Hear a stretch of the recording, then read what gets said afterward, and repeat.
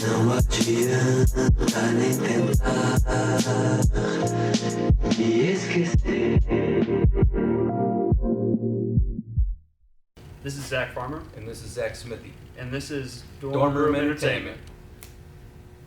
What's up? It's your host Keaton Jones at Dorm Entertainment. To my left, I have Zack Farmer and Zack Smithey. These two are wonderful painters in the St. Louis area, and I'm excited to show y'all this interview. So, what's up, guys? How y'all doing? Doing well. Doing Yeah. good? Yeah. All right, let's start with the first question then. Okay. Who's y'all's favorite painter and why? For me, it like really fluctuates pretty often, but I'd say like consistently my all-time favorite has been Dean Cornwell. Mm-hmm. He's an American illustrator from like the 1920s, and he has this unique style where like it's like he'll paint something or illustrate realistically, and then he'll like put this like subtle outline around a figure that he wants to like focus on. And I always thought that was like really cool of him to do. When did you like find out about him? Probably when I was like junior in college. I was like, this guy is the shit. Yeah, you know? just watch it. Yeah. So yeah, that's definitely my all-time favorite for sure. What about you, Zach? For me, it's like I don't want to answer with the stereotypical answers, but it's kind of come out like that.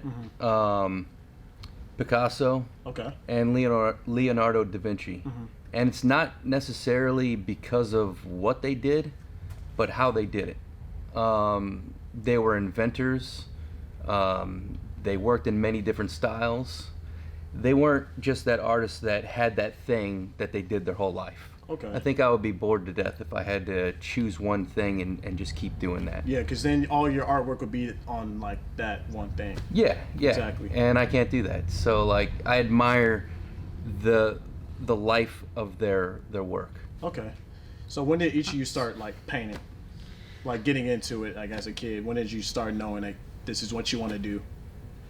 Yeah, actually, I was about 16, so I don't know, late considered to some people, but it was really my art teacher who was like, "You should do this more," and I was like, "No, this is lame. I don't like this," you know. And then she really showed me how like focusing in on an artwork or like a piece just like really, it's like meditative for me, and I love that feeling. So it was like an escapism. Yeah. When you were a kid. Yeah. It's like whenever you're in the right frame of mind and you're just drawing, painting, whatever it is, it's like the only thing that I've ever found that's really got me to that level. I like that. So, What about you, Zach?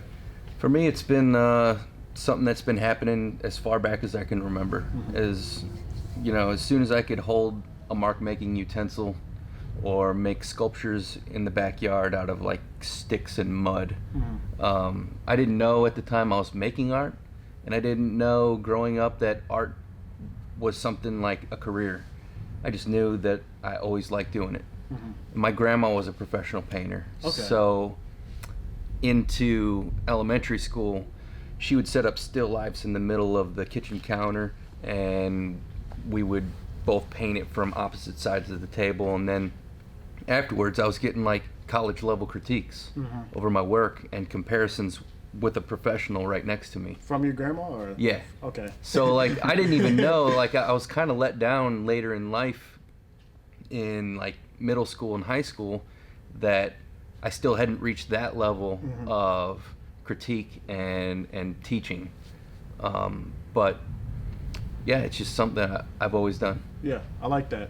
So would you say, like as a kid when you're learning all this stuff, like what was your favorite memory about it?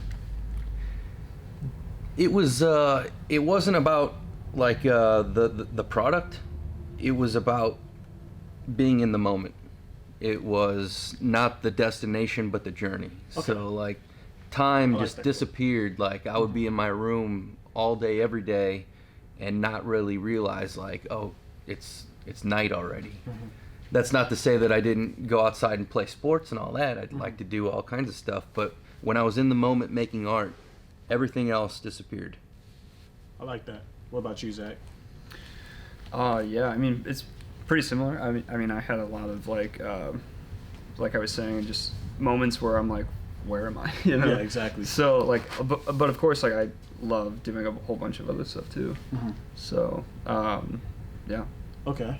So, on to the next question. If you could travel back in time, what would you change about your drawings? Or just anything in general? I would, like, change, like, Mm-hmm. I don't know, maybe like maybe give myself like some tips or something like that. Mhm. Probably just be like, draw more, you know, Yeah. worry less. Like really, like you can do it, you know. Mhm. That was always like a concern. I probably wouldn't show people stuff or Yeah. like give like enough thought to just being nice to. I'd probably just be like super hard on myself all Okay. the time. So less of that, pretty much. Yeah.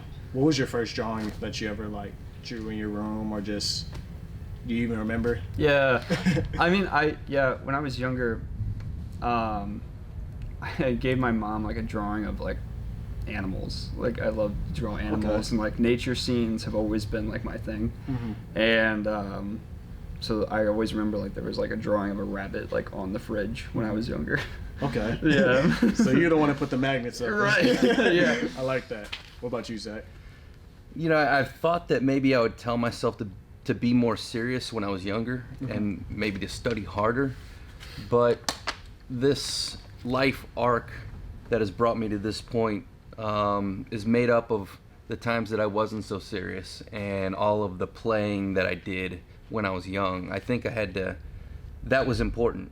Like, even though I wasn't focused on the art back then as much all the time as I am right now, I needed to get that playing out of the way. I needed to like be a kid, and I grew into the serious role of artist. And now there are no regrets. I don't feel like I have to go out and party all the time because I already did that. Exactly.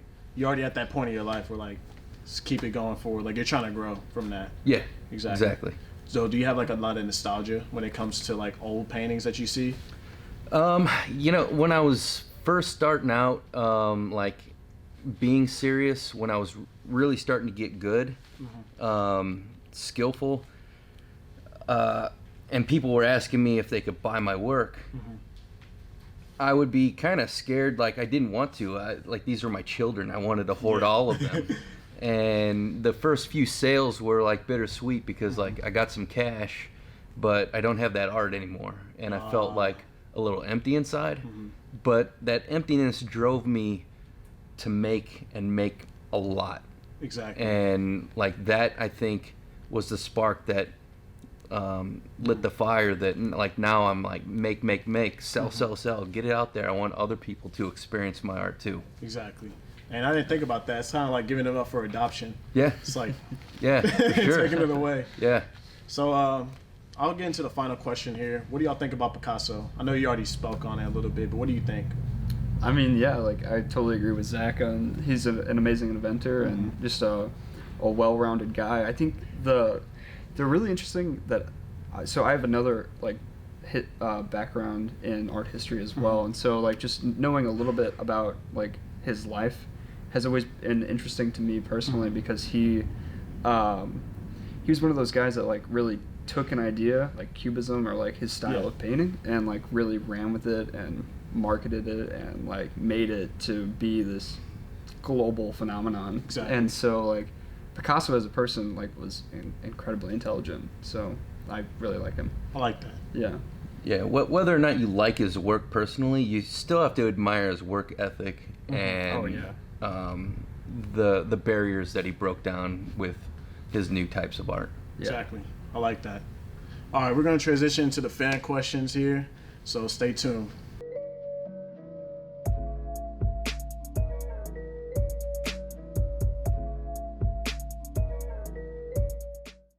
Welcome back to Dorm Entertainment. To my left, I have Zach Farmer, and to my other left, I have Zack Smithey. So we're gonna get into some fan questions here that you guys asked. Zach Track 23 asks, do you have any specific method for balancing all your interests? Pinterest. Pinterest? I mean, Pinterest knows always, and at the same time, it's like it's super easy with just like boards and stuff. Outside of that, I mean, I used to put everything in my sketchbook, and that was fun, but like I would always lose it. Yeah. And so that always like sucked whenever I couldn't find something. Exactly. So yeah. Okay. What about you? I have a list that I've been carrying around for the past decade, and List. the list is longer than I can complete within several lifetimes. So it's like a living list.